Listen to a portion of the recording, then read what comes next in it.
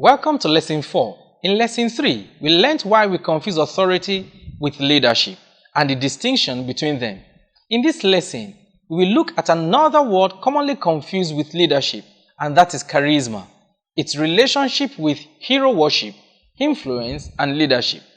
We will learn the following. 1. What charisma is. 2. Character of charisma.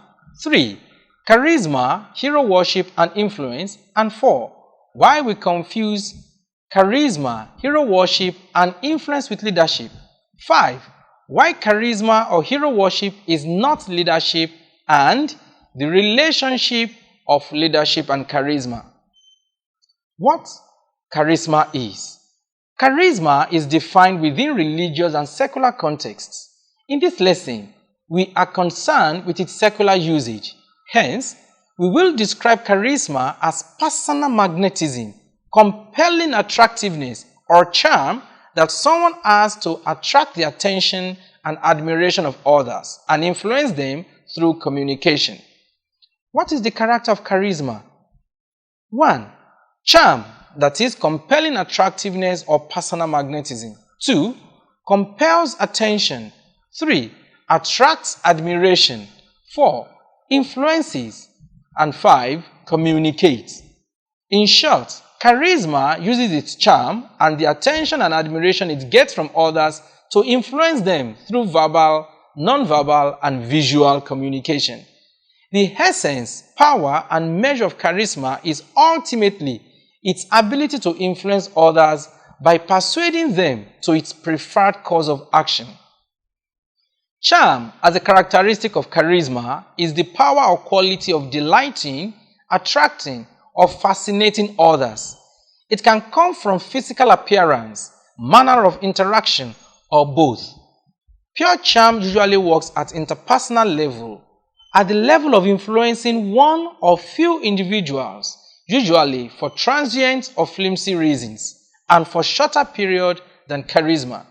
For instance, a charmer can charm an individual or few members of the opposite sex in a party. However, it takes more than charm to influence a people's reasoning, attitude, and behavior and compel their devotion towards a course of action for weeks, months, or years, which is what charisma does. Charisma, of course, charms in interpersonal interactions. However, its essence is to secure the devotion of a group of people bound together in some ways, which sometimes is the effulgence of charisma itself. The appeal of charisma is not necessarily tied to physical appearance.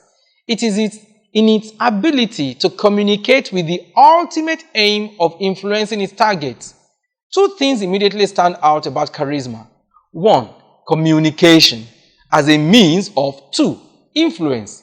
Therefore, someone may charm, compel attention and admiration of others, but unless he is able to translate these to influencing them towards specific course of action through communication, then he isn't charismatic.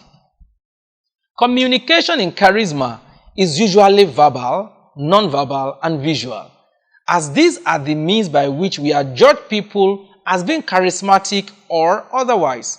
I do not know anyone who has been called charismatic because of his writings. Charisma and hero worship. Let's take a quick detour here and look at a phenomenon that's similar to charisma and sometimes also confused with leadership. That is hero worship. Hero worship, that is, excessive admiration for someone, is not charisma, as non-charismatic individuals can enjoy hero worship.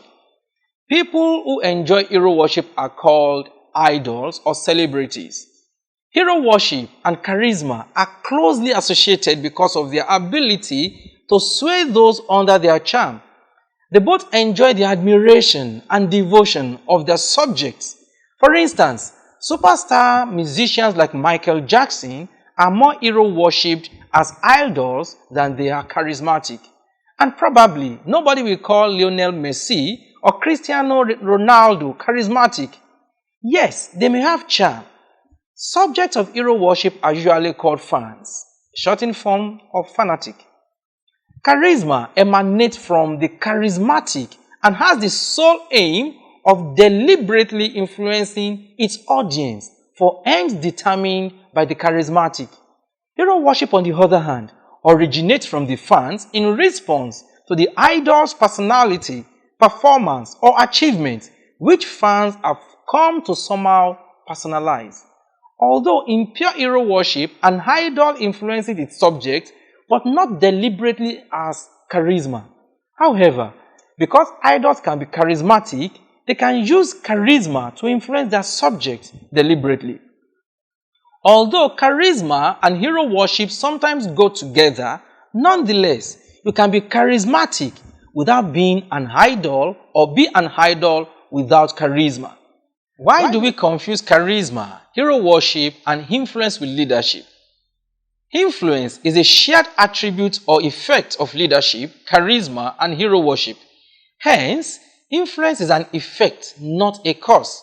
It can come from various other sources or causes such as authority, fame, wealth, political office, and lots more. However, we should not confuse effect with cause. Charismatic people and celebrities are influential because they compel devotion of subjects and hold the power to influence them. By producing similar effects on subjects, we confuse charisma, hero worship, and being influential with leadership. Because of their effects, they appear to be leading, whereas they are merely swaying their subjects as wind blows the blades of grasses in its direction. What is the distinction between leadership and the three? Two main things differentiate leadership from the three. These are purpose and interest. Leadership exists for and serves the interest of the group. Remember, I am come that they may have. Whereas pure charisma, hero worship, and influence exist for and serve the interest of the source. As we will learn in our main course on leadership, leadership is altruistic. Charisma is neither a necessary nor sufficient condition for successful leadership. Let's look at the relationship between leadership and charisma. Let's burst the bubble of charisma. Pure leadership does not require charisma to influence his group. In fact, in certain contexts, non-charismatic leaders outperforms their charismatic counterparts in the long run.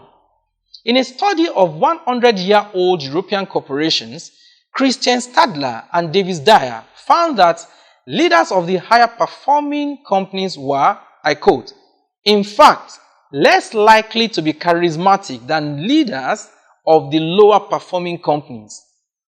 In Why Good Leaders Don't Need Charisma, Stadler and Dyer wrote, I quote, the problem with charismatic leaders is that exemptional powers of persuasion make it easy for them to overcome resistance and opposition to their chosen course of action. If your company is heading in the right direction, a charismatic leader will get you there faster. Unfortunately, if you are heading in the wrong direction, charisma will also get you there faster. End of quote. Nevertheless, charisma, properly utilized in leadership, can be an asset to make leadership more effective and successful. I will discuss extensively how this can be done in the main course. Good news, charisma can be developed, so a leader may choose to. In conclusion, as we wrap up this lesson, you should remember that we covered the following. 1. Understanding what charisma is. 2. Character of charisma. 3. The relationships between charisma, hero worship, influence, and leadership, and how charisma can serve leadership. In the next lesson, we look at another phenomenon we confuse with leadership, that is management. But before then, here are some points to ponder. 1. Am I charismatic? 2. Who have charmed me in the past? In what circumstances? 3. Who is my idol? Why do I hero worship her?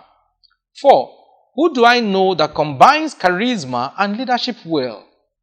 And what can I learn from them? 5. In what situation have I influenced a group for a cause of action? How did I do it? Charisma? Persuasion by presenting cold facts? How?